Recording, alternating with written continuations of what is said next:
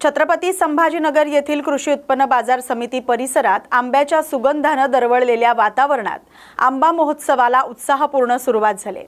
या महोत्सवासाठी 40 शेतकऱ्यांना स्टॉल्स उपलब्ध करून देण्यात आलेत। शेतकरी आणि ग्राहक यांच्यात थेट संवाद साधण्याची संधी निर्माण झाली। कोकणातील देवगड आणि रत्नागिरीचा अस्सल हापूस तसंच मराठवाड्यातील केशर आंबा ग्राहकांचं मुख्य आकर्षण ठरते। विविध प्रकारच्या आंब्यांसह ग्रामीण उत्पादनांचेही स्टॉल्स लावण्यात आलेत। एकाच ठिकाणी स्थानिक चवीचा आनंद घेण्याची संधी मिळते। कृषी उत्पन्न बाजार समिती छत्रपती संभाजीनगरच्या वतीने शेतकऱ्यांच्या हस्ते उद्घाटन करून शेतकऱ्यांच्या कष्टाचा सन्मान करण्यात आलाय। हा महोत्सव पुढील काही दिवस नागरिकांसाठी आकर्षणाचं केंद्र ठरणार आहे। या बातमीचा आढावा घेतलाय प्रतिनिधी माधव खिल्लारे यांनी।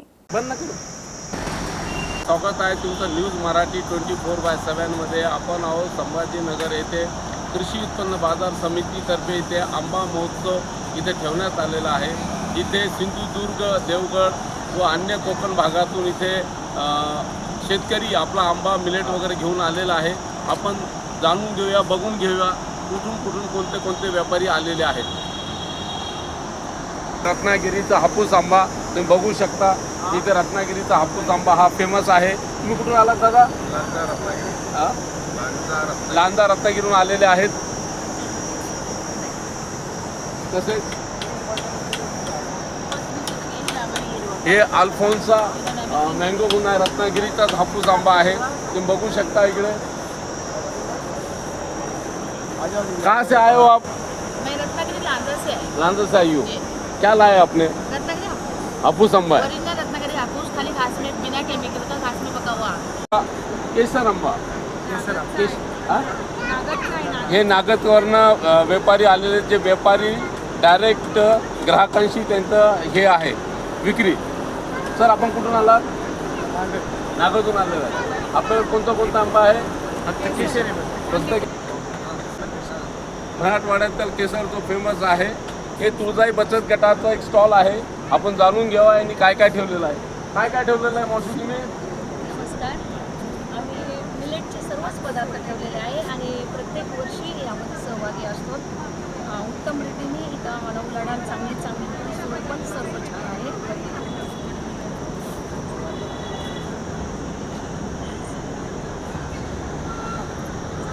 हे आहे सुपर गोल्डन केसर आंबा। जाणून कुठून आला सर आपण? कुठून आलात मॅडम?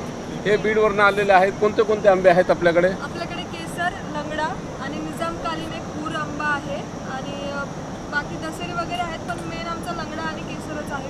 बरं, निजामकालीनचं काय वैशिष्ट्य आहे? कोणता आहे निजामकालीन? जुना आंबा आहे, ज्या जाती आता लुप्त होत चालल्यात ना, त्या आपण बागेमध्ये कन्झर्व केला। समजा आपल्याला कळतंय की ह्या गावामध्ये हे झाड आहे जे खूप जुनं आहे आणि आता तसे झाड कुठेच भेटत नाही, तर त्यांच्या स्टिक आपण आणून आपल्या झाडाला कलम करतो। काय डिफरन्स आहे ते आपल्या इथल्या केसरमध्ये आणि तिथल्या? तर काय निजामचा आंबा कोणतं नाव म्हटलं तू? निजामकालीन आंबा। हा, निजामकालीन आंबा। स्पेशालिटी काही नाही, पण एक ब्रीड असतं ना की जे खूप जुनं ब्रीड आहे। आता बऱ्याचशा गोष्टी। कुठून आलात आपण? बीड पासून 20 किलोमीटर आपली बाग आहे। हे आपल्या बागेचाच फोटो आहे जिथे आपले 10,000 झाडं आहेत। ठीक आहे। अरे नाव सांगा तुमचं? संस्कृती गोरक्षक। आपण जाणून घेऊया यांच्याकडनं सर देवगडच्या हापूस आंब्यामध्ये आणि कोकणाच्या हापूस आंब्यात काय डिफरन्स आहे? सर, देवगड म्हणजे हे सिंधुदुर्ग जिल्ह्यातलंच म्हणजे कोकणातलंच आहे आणि तिथला हापूस म्हणजे तुम्हाला सांगतो पु ल देशपांडेंनी सांगितलेलं आहे की साऱ्या आंब्याचो बापूस देवगड हापूस। हा आंबा खाल्ला म्हणजे बाकी सगळे पिके येतात। क्या बात आहे, बहुत बढिया। काय नाव सर आपलं? माझं नाव मिलिंद प्रकाशराव कुलकर्णी। कुठून आला सर आपण? मी इथलाच आहे। आपला आंबा सगळ्या देवगड। धन्यवाद सर।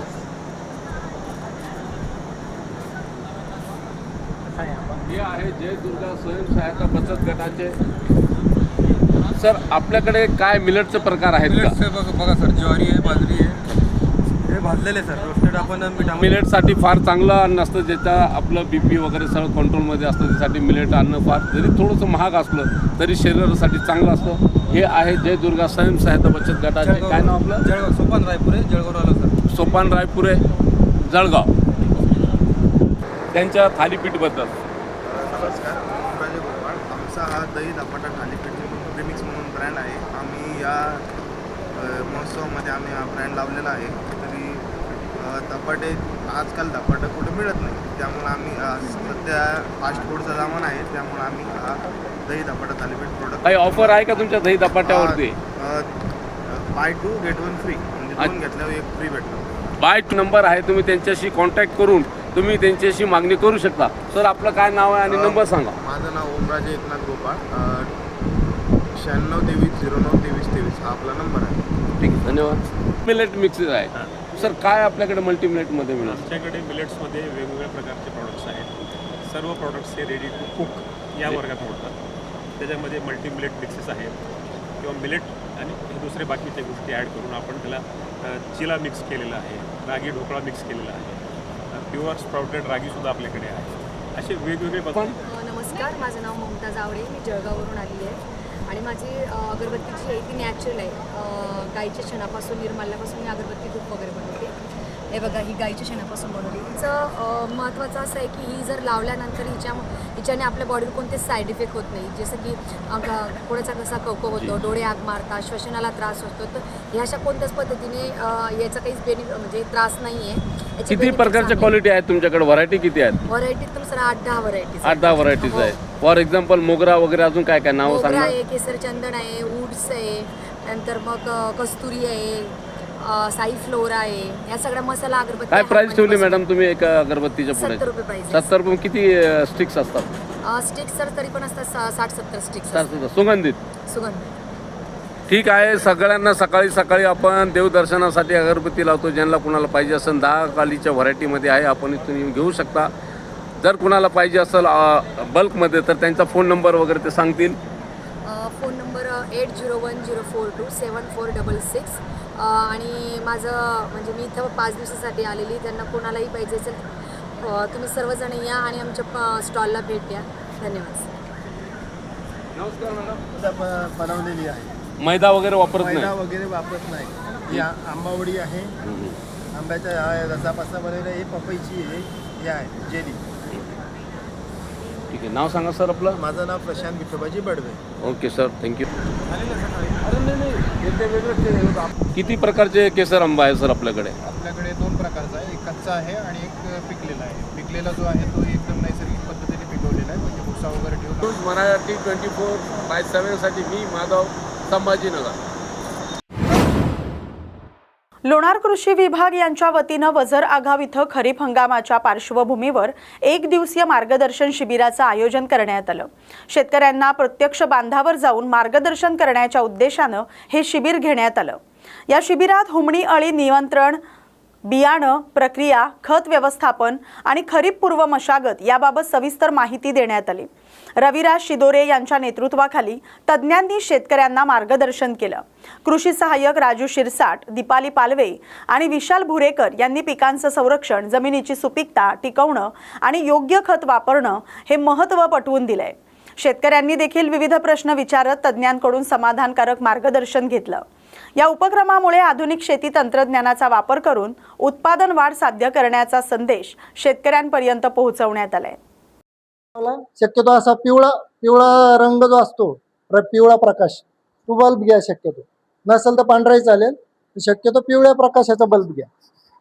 पिवळा प्रकाश याच्यासाठी की या प्रकाशाकडं ही किडीचे जे पतंग आहेत ते जास्त करून आकर्षित होतात.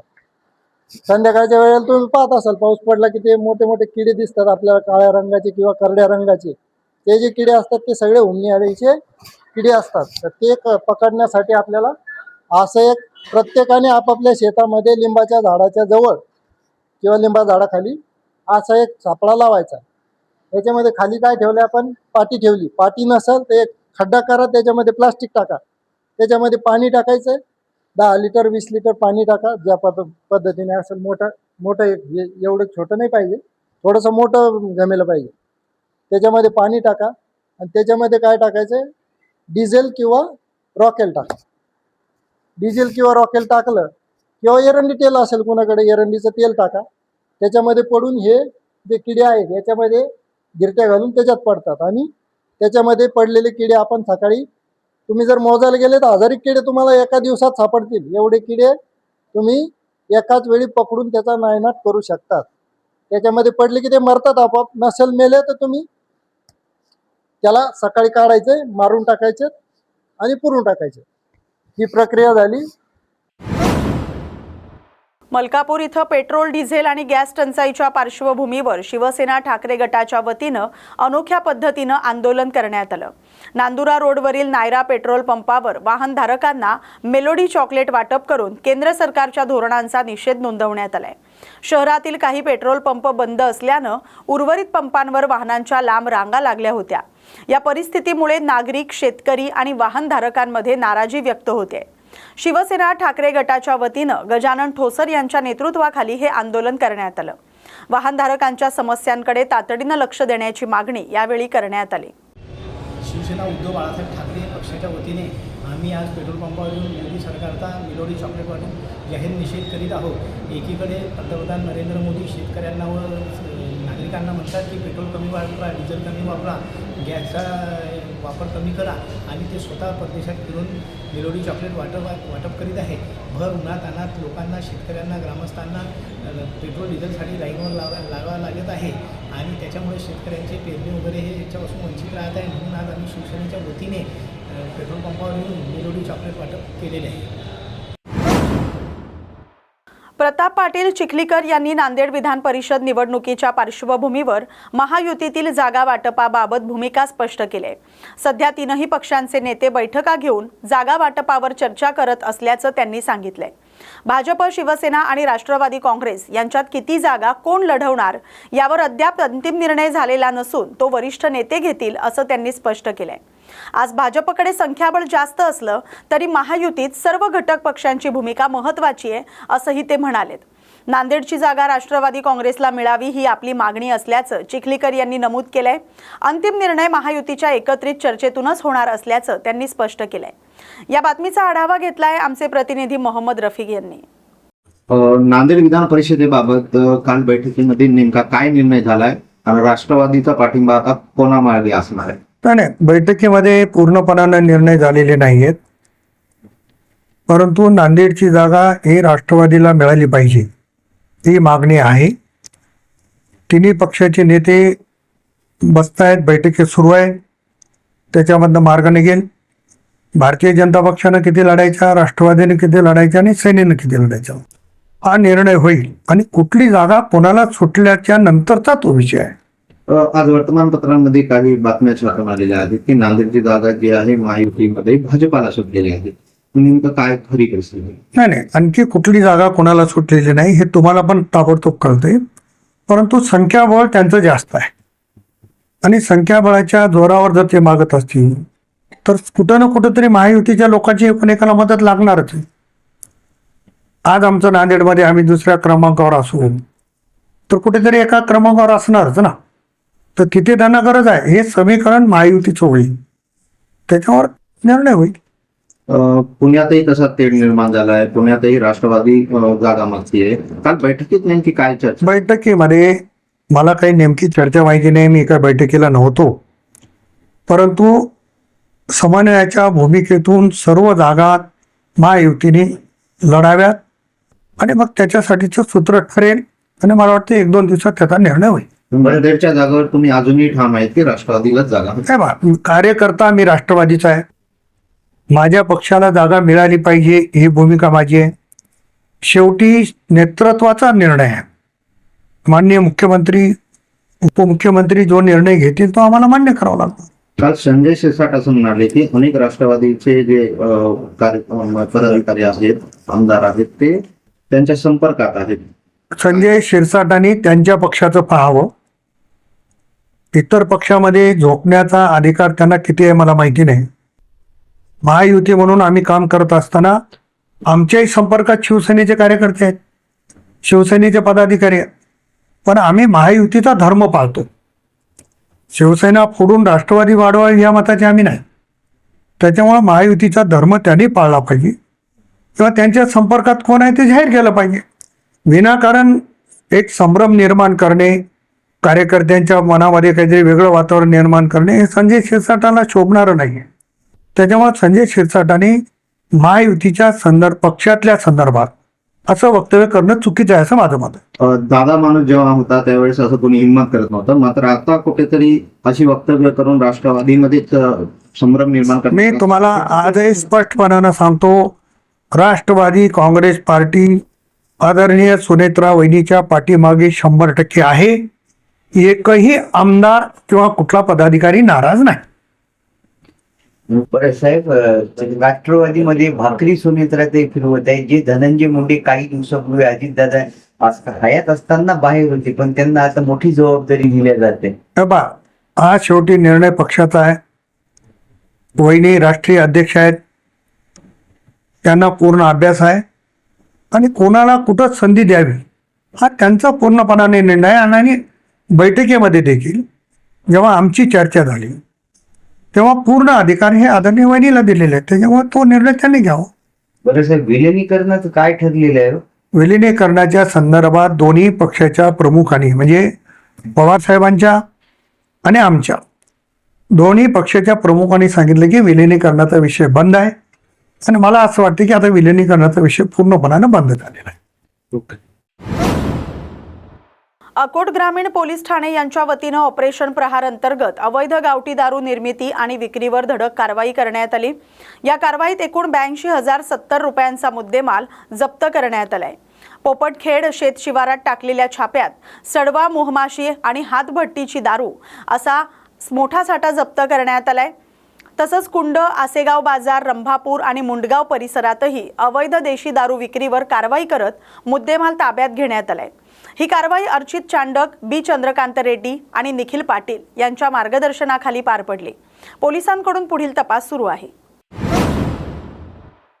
महात्मा गांधी रोजगार हमी योजनेअंतर्गत शेतकऱ्यांना दिल्या जाणाऱ्या विकास कामांच्या मंजुरी आणि हजेरी मस्टरच्या विलंबावरून करवीर तालुक्यातील दर्याचे वडगाव येथील लाभार्थी शेतकऱ्यांनी शुक्रवारी करवीर पंचायत समिती कार्यालयावर जोरदार आक्रोश मोर्चा काढला. शेतकऱ्यांच्या तक्रारीनुसार गेल्या 1.5 वर्षांपासून सिंचन विहीर, पाणंद रस्ते, घरकुल आणि जनावरं गोठे यांसारख्या विविध कामांच्या प्रस्तावांना मंजुरी मिळत नसल्यानं तसंच मंजूर कामांचे ऑनलाईन हजेरी मास्टर निघत नसल्यानं कामगारांना वेतन मिळत नसेल. रोष व्यक्त करणाऱ्या गावकऱ्यांनी कार्यालयातील कर्मचाऱ्यांना बाहेर काढून कार्यालयाला टाळं ठोकलं. पंचायत समिती कार्यालयात हे टाळं ठोकलेलं आहे. काय नेमकं आज या ठिकाणी महाराष्ट्राचे माजी मुख्यमंत्री आदरणीय वसंतराव नाईक साहेबांनी 1971-72 साली ज्यावेळी दुष्काळ पडला, राज्यात दुष्काळ पडला, त्यावेळी शेतकरी जगला पाहिजे, ग्रामीण भागातली जनता जगली पाहिजे या दृष्टिकोन हेतू समोर ठेवून रोजगार हमी योजना चालू केली. आणि ती रोजगार हमी योजना एवढी लोकप्रिय झाली की ती राज्य शासनाची योजना देशानं घेतली, केंद्र शासनाने घेतली आणि देशभरात ही योजना राबवली गेली. मात्र महाराष्ट्राचे या योजनेचे महाराष्ट्र जनक असताना महाराष्ट्रातील रोगराजा, शाहूराजा यांची राजधानी यांची कोल्हापूर जिल्हा, या कोल्हापूर जिल्ह्यातच या योजनेचा बोजवारा उडाला आहे. गेले 2-3 वर्षापासून या योजनेच्या बाबतीत शेतकऱ्याचे ज्या विहिरी, सिंचन विहिरी असतील, घरकुल असेल, शेतपानंद रस्ते असतील किंवा गोठे, जनावरांचे गोठे असतील, फळबाग, साधी फळबाग लागवड शासन तिकडे म्हणत आहे की वृक्ष लागवड करा, फळबाग लागवड करा. पण या रोजगार हमी योजनेअंतर्गत आम्ही तहसीलदार ऑफिसपासून कलेक्टर ऑफिसपर्यंत फेऱ्या मारल्या, पण गेल्या वर्षीपासून 12 ते 15 महिन्यात अजूनही या योजनेची मंजुरी मिळाली, पण त्या योजनेचं मास्टर निघत नाही. लोकांना मास्टर निघलं तर त्या योजनेचा पैसे मिळत नाहीत. या योजनेचा दृष्टिकोन काय आहे की रोजगार हमी योजनेअंतर्गत 15 दिवसात मागणी काम केलं ग्रामपंचायत की 15 दिवसात काम मिळालं पाहिजे. काम तर मिळतंय, मास्टर निघतंय, 6-6 महिन्यानं मास्टर निघतंय, पण 6-6 महिन्यानं मास्टर निघून त्या लोकांची हजेरी मिळत नाही, त्याचे पैसे मिळत नाहीत, केलेल्या कामाचे पैसे मिळत नाहीत. ते कामाचे पैसे मिळायला 6-6 महिने, वर्ष जाते. मग त्या लोकांनी काम करून खायचं काय, आज हा प्रश्न आहे. म्हणून आम्ही या पंचायत समितीला आज सर्व शेतकरी बंधूंना घेऊन या ठिकाणी आलो. काय सांगितलं जातं अधिकाऱ्यांना? प्रत्येक वेळी सांगितलं जाते की आज बीडीओ साहेबांचा संप आहे, आज एपीओचा बहिष्कार आहे, आज काय निवडणूक आहे, अशा पद्धतीची वेगवेगळी कारणं सांगितली जातात. आज आता सगळ्यात महत्वाचा उद्देश महात्मा गांधी रोजगार हमी योजना ही गेल्या 55 वर्षापासून या राज्यात, या देशात चालू आहे. पण या शासनानं आता योजनेत बदल करायला पाहिजे. शेतकऱ्यांना कसा जास्तीत जास्त लाभ देता येतोय हे बघायला पाहिजे. ते न बघता प्रत्येक योजनेचं जसं नाव बदलायचं चालू आहे तसं ही महात्मा गांधी रोजगार हमी योजनेचं नाव बदलून मला वाटतं विकसित भारत जी रामजी की, अरे पण त्या योजनेला पैसे द्या ना, काम झालेल्या कामांचा पैसे द्या. आज मला वाटतंय 30% इथं मला वाटतं 15,11,000 कामं अपूर्ण आहेत. या कामांना पैसे नाहीत, 30% निधी खर्चाला आहे, निधी परत निघालाय, कामं होत नाहीत. मग चाललंय काय? रोजगार हमीचं ऑफिस बंद करा ना, कार्यालय बंद करा. हात कशाला वर देतो? आज आम्हाला म्हणायचं आहे या योजनेची एकतर मंजुरी द्या तात्काळ. यात आता परत काढलंय रोजगार हमीची ऑनलाईन हजेरी भरा. काय शेतकरी प्रत्येकाच्या बांधावर जाऊन रोजगार सेवकांना ते भरायचं आहे काय? शक्य होणार नाही. आज 100 ठिकाणी 200 ठिकाणी कामं चालू असतील, 200 ठिकाणी वेगवेगळ्या ठिकाणी माणसं असतील, त्याला टाइम लिमिट दिलंय की 11च्या आत तुम्ही ऑनलाईन हे करायचं.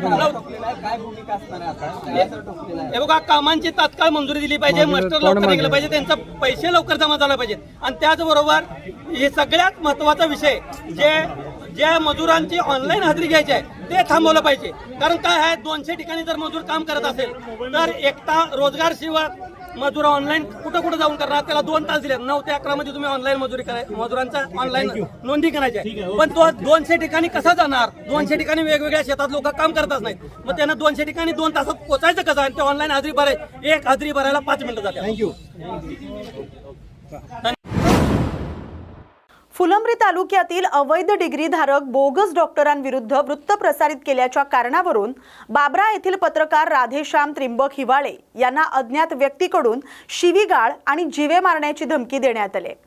या प्रकरणी वडोद बाजार पोलीस ठाण्यात गुन्हा दाखल करण्यात आलाय. मिळालेल्या माहितीनुसार फिर्यादी राधेश्याम त्रिंबक हिवाळे हे न्यूज मराठी 24/7 वृत्तवाहिनीचे वार्ताहर आहेत. त्यांनी फुलंब्री तालुक्यात बोगस डॉक्टरांचा सुळसुळाट ह्या मथळ्याखाली वृत्त प्रसारित केलं होतं. 21 मे 2026 रोजी रात्री 11 वाजताच्या सुमारास अज्ञात आरोपी फिर्यादीच्या राहत्या घरासमोर आला. संबंधित बातमी प्रसारित का केली असा जाब विचारत आरोपीनं फिर्यादीला शिवीगाळ केली आणि जीवे मारण्याची धमकी दिली असं या तक्रारीत नमूद करण्यात आलंय. या प्रकरणी फिर्यादीच्या तक्रारीवरून वडोद बाजार पोलीस ठाण्यात विविध कलमान्वये गुन्हा दाखल करण्यात आलाय. पुढील तपास पोलीस करत आहेत.